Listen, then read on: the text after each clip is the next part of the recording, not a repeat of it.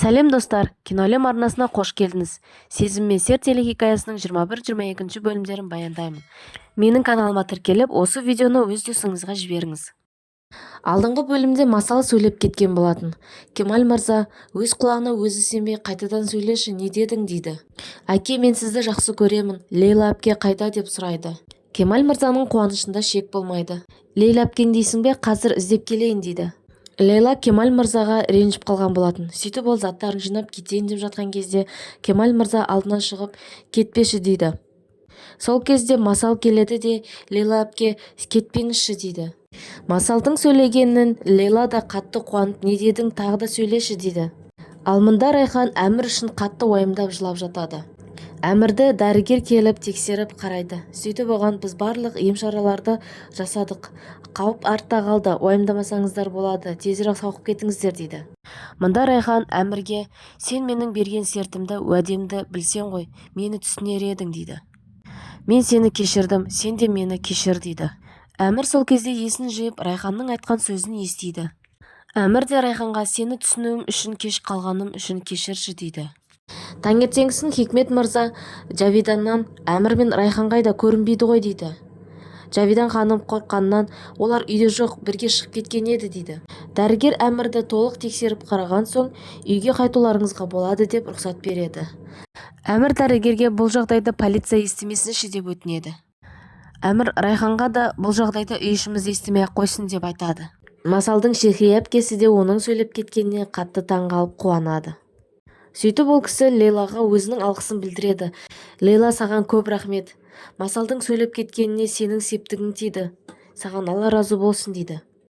Мұнда Хикмет мырза таң атпай қайдағы шаруа, не үшін ерте кетіп қалды деп сұрайды. Джавидан ханым не айтарын білмей отырады. Дәл осы сәтте Эмир мен Райхан үйге кіріп келеді. Джавидан ханым Эмирді көріп қуанып кетіп, оны құшақтап алады. Эмирдің денесі ауырсынып тұрады. Сенде бәрі дұрыс па дейді. Сол кезде Әмір кішігірім жол апатына ұшырап едік дейді. Хикмет мырза болса тағы да мотоциклмен бе дейді. Әмір болса жоқ дейді. Кемаль мырза мен Лейла масалды өзінің дәрігеріне алып келеді. Дәрігер Сухейла ханым масалдың сөйлеп кеткеніне қатты қуанышты болады. Осы қуаныштың құрметіне Кемаль мырза Сухейла ханым мен Джемрені үйіне кешкі асқа шақырады. Джавидан ханым Әмір мен Райханның бөлмесіне келіп, Ворал туралы сұрайды. Әмір оған Ворал ақшаны алып, бірақ қашып кетті деп айтады. Біраздан соң Джемре келеді. Джемре Джавидан ханымға біздің жоспарымыз іске аспай жатыр. Біз оларды алыстатамыз десек, керісінше оларды жақындатып жатырмыз дейді. Сіз маған орындалмайтын уәде беріп отырсыз. Мен енді сізге сенбеймін деп кетіп қалады. Райханның ауылдағы тәтесі ауырып қалады. Мұнда Малика болса, үй ішіңнен рұқсат сұрап барып қайтсаң болады деп кеңес береді. Джемре кеткен соң Джавидан ханымға ауруханадан дәрігер қоңырау шалып, Әмірдің оққа ұшырағанын айтады. Оны естіп Джавидан ханым таңғалып, ашуланады да дереу Райханның бөлмесіне барады. Әмір оққа ұшыраған екен ғой, ол өлім аузында қалған екен, неге оны менен жасырдың деп ұрсады. Әлде сенің арам ойың ана мен баланы ажырату ма дейді. Осы сәтте Әмір келіп қалады. Әмір Райханды қорғап, сіз не айтып отырсыз? Сен қорлап тұрған қыз менің өмірімді құтқарып қалды дейді. Оны естіп Джавидан ханым таңғалады. Кемаль мырзадан Шехрия сұранып кеткен болатын. Кемаль мырза енді не істейміз деп ойланып отырады. Сол кезде Лейла бүкіл тамақтардың барлығын дайындап, дастарханды әзірлейді. Кемаль мырза оның аспаздығынан таңғалады. Джемре үйіне келген соң анасы Кемаль мырзаның үйіне кешкі асқа барамыз дейді. Джемре басым ауырып тұр деп барғысы келмейтінін айтады. Кешкісін Сухейла ханым Кемаль мырзаның үйіне жалғыз өзі келеді. Барлығы кешкі асын ішіп, кешті жақсы өткізеді. Әмір мен Зафер сөйлесіп отырады. Зафер осы, сен Райханға ғашық болып қалған сияқтысың дейді.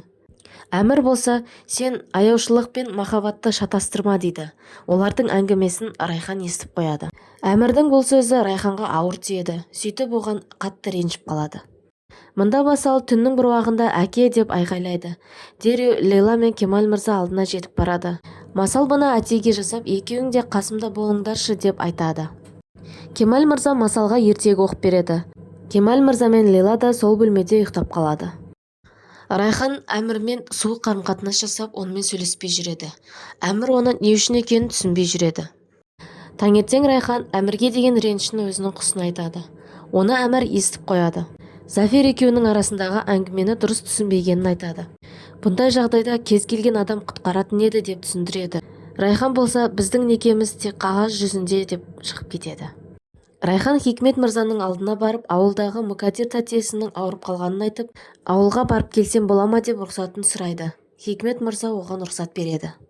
Райхан жиналып алдына кетеді. Жавидан ханым оны көріп қуанып, осы үйден шығып кеткен соңғы қадамың болсын дейді. Талас мырза Лейлаға қоңырау шалып, Кемал мырзаның үйінен кет деп бұйырады. Лейла болса масалды тастап кете алмаймын дейді. Талас мырза оған кешкісін бір үйді тонаймыз деп шақырады. Лейла болса бас тартады. Талас мырза Тажи арқылы Лейлаға қоңырау шалдыртады. Тажи Лейлаға бүгін кешкісін бір үйге тонауға түсеміз. Маған осылай бұйырып тұр дейді. Лейла болса бұл істен бас тарт деп айтады. Олардың әңгімесін Талас мырза естіп отырады. Талас мырза Лейлаға қатты ашуланады да оған қарсы амал ұйымдастырады. Талас мырза Тажиге сен кешкісін сол үйге ұрлыққа түсесің. Сөйтесің де Лейлаға қоңырау шалып ұсталып қалғаныңды айтасың. Сол кезде Лейла сен үшін ол жерге барады. Сол сәтте біз полицияға қоңырау шалып Лейланы ұстап береміз дейді. Сол кезде Кемал мырза Лейланың нағыз шын бейнесін көреді. Ал Лейла болса ұялғаннан ол үйден кетуге мәжбүр болады дейді. Райхан Мұқадир тәтесінің үйіне келіп, оның жағдайын жасап қарайласады. Мұқадир тәтесі Райханнан отбасылы болған қалай екен деп сұрайды. Райхан жақсы дейді. Сол кезде Эсма өткен жолы сенің енеңнің кішкене мінезі бар деп айтқан едің. Солай сияқты ма, ол саған тиіседі ме дейді. Райхан көзіне жас алып жоқ деп айтады. Ал Мұқадир тәтесі сен тура анаң сияқтысың, өтірікті де айта алмайсың дейді. Әмір Райханның үйде жоқ екенін біліп, оған шыдамай қоңырау шалады. Райхан оған мен ауылдамын, Хикмет мырзадан сұрандым дейді. Әмір Райханға ештеңе білдірмегенсіп жарайды деп тұтқаны қояды. Әмір Райханның жоқтығына көндіге алмай, оған қайтадан қоңырау шалады. Әмір Райханға қоңырау шаларына шалып, не айтарын білместен сасқанынан құстардың жемі қайда екенін сұрайын дегенмін дейді. Райхан болса сол жерде тұрған дейді. Әмір жарайды деп телефонды қояды. Райхан болса құстардың жемі қайда дейді ғой, алдымен адамның қал жағдайын сұрамай ма екен дейді. Ұйқыға кетер кезде Райхан өзінің күнделігін алып оқиды. Райхан күнделігін кішкентай кезінен кешегі күнге дейін жазады. Ол анасының ауырып жүргенін, одан соң өмірден өткенін барлығын оқып көзіне жас алып жылайды. Мен өзім танымайтын, көрмеген, білмеген адамға тұрмысқа шығайын деп жатырмын. Мен бұны тек нағашым үшін жасап жатырмын. Хикмет нағашым жазылмайтын ауыр дертке шалдыққан. Мен сол үшін тұрмысқа шығуға разы болдым дейді. Бірақ бұл шешім менің жүрегіме ауыр батады деп оқиды. Содан соң күнделігін қойып ұйқыға кетеді. Таңертең есік қағылады. Райхан орнынан тұрып есікті ашқан кезде Әмірдің тұрғанын көреді. Сіздер қалай ойлайсыздар? Әмір Райханды алып кету үшін келді ме? Өз ойыңызды комментарийға жазып қалдырыңыз. Келесі бөлімді не болатынын білгіңіз келсе, Киноәлем арнасына тіркеліп қоңыраушаны басып қойыңыз.